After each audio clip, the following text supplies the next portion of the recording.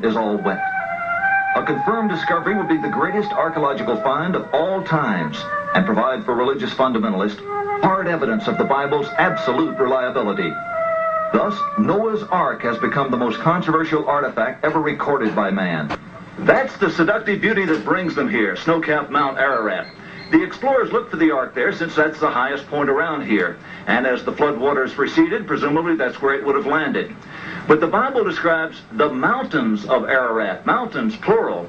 Is it possible that the Ark came to rest on one of the smaller sister mountains to Ararat? Such a theory is abhorrent to the old-time fundamentalists, the true believers who are unbending in their faith, that the Bible was referring only to Ararat as the Ark site. Have you ever seen anything like this? Look at the grain in this thing. It almost looks like wood. But now there are fundamentalists who are contradicting that claim. They are the new believers. Ron Wyatt and Dave Fassel believe they have found the Ark on a slope of what the local people call Doomsday Mountain, some 15 miles south of Mount Ararat. Their Ark fever is fueled by expeditions on foot, deep into the surrounding valleys. Here, following a local Kurdish villager who drew maps on his palms, Wyatt and Fassel have made what they consider exciting and important discoveries. Apparently old Armenian tombstones that commemorate the survival of Noah and his family. Same kind of strange stones. When the early Christians found these things, they carved 8 crosses on it for the 8 survivors. This whole valley was known as the region of 8. Ron, what's the significance of the placement of the crosses in these stones? All right, Tom, this is an iconographic representation here of a man, the head of the household, his wife, his 3 sons, and his 3 daughters or daughters-in-law. And as you can see here, the 8 crosses, the ones to his left are the lady folks in the family.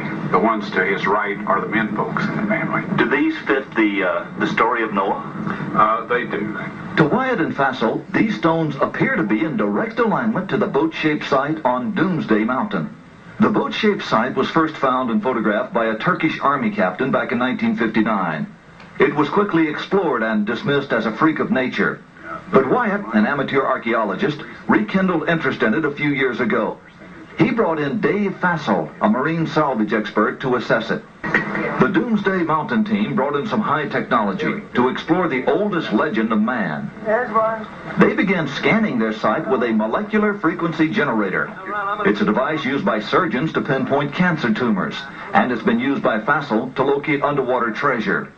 This time, the molecular frequency generator began to pick up a unique pattern of iron lines beneath the earth. Okay, bring that one up. They began placing ribbons along those lines.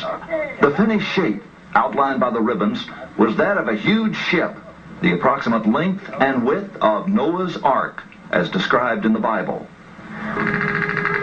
The fascinating field of ribbons soon attracted higher academic interest. That looks like iron. Okay. Dr. John Baumgartner, a physicist with Los Alamos Laboratories, sent samples back to the lab for analysis and confirmed that the metal they were tracing with the ribbons was indeed iron. With the width and the length known, the only remaining question was depth. By locating the depth of the hull, they could determine if the boat-shaped object had the cargo capacity described in the biblical ark. To resolve this final issue, Wyatt and Fassel brought geologist Tom Finner to Turkey with his company's heavy-duty subsurface radar equipment. Gear like this located the black box cockpit recorder on the floor of the frozen Potomac River after the Air Florida crash. Suppose this rock were a foot or 2 feet underground. Would it give you a reading as to where that was? Could you locate it? Yes, we could. Is it possible that there will be a moment at which you will say, this is a man-made object? The symmetry of the feature suggests it's a boat. I hope to prove that the underground structure is in fact that of a boat. Indeed, there is something beneath that rock besides rock. A radar device developed by Geophysical Survey Systems in Hudson was used on the mountain. The device called SIR is used by energy exploration companies to analyze what's below the Earth's surface. According to SIR, something man-made is under Mount Ararat. This data does not represent natural geology. It's a man-made structure. These reflections are occurring very periodic, too periodic to be random natural type interfaces.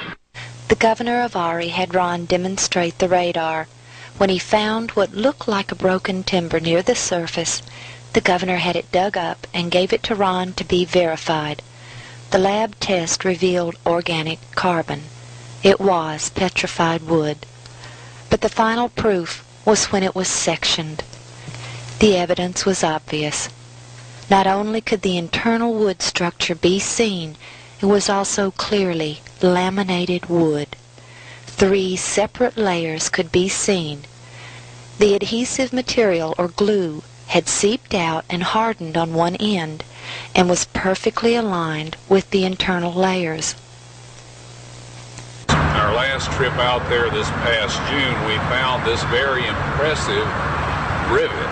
And if you'll notice here, the plate itself is just a little more than 1/4 inch in thickness. It's approximately 3.5 inches in diameter, the plate itself, and then the shaft of the rivet is roughly 1 inch to 1.25 inches in diameter. And if you'll notice here, it was struck while it was hot and flared out the end of the shaft so that it would not slide back through the hole in this washer.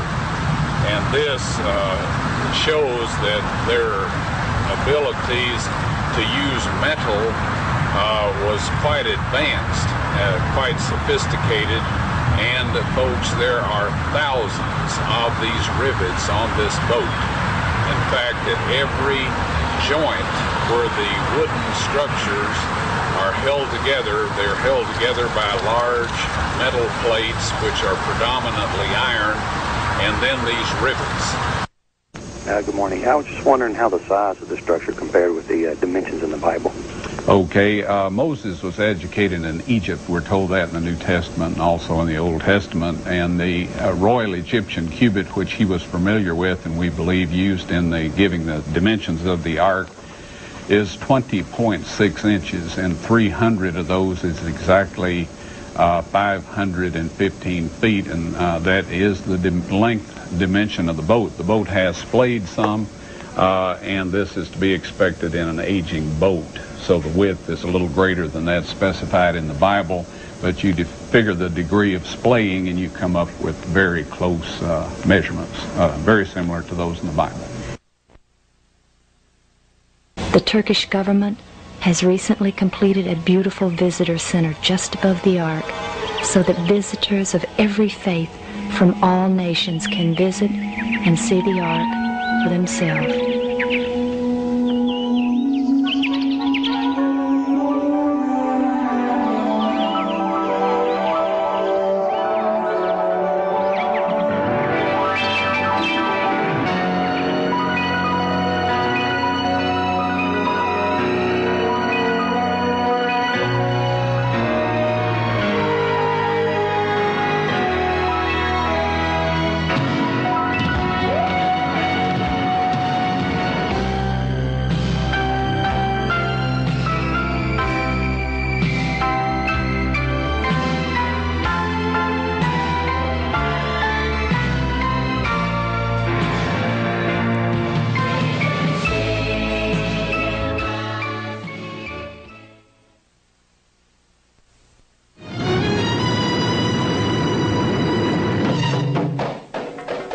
Sodom and Gomorrah, the cities of the plain. In Genesis 19, we read how these cities were destroyed by God with brimstone and fire from heaven, the first biblical record of God's vengeance upon evil since the Great Flood. My husband, biblical archaeologist Ron Wyatt, never planned to search for these cities, but in 1989, while working on another project, he was suddenly impressed to stop and examine some odd-shaped, whitish-colored formations along the western shore of the Dead Sea.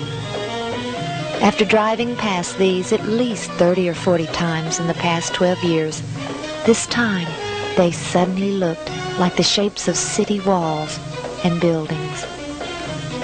Pulling over, he and his crew closely examined these desolate areas. Taking samples of the material, they discovered that they broke right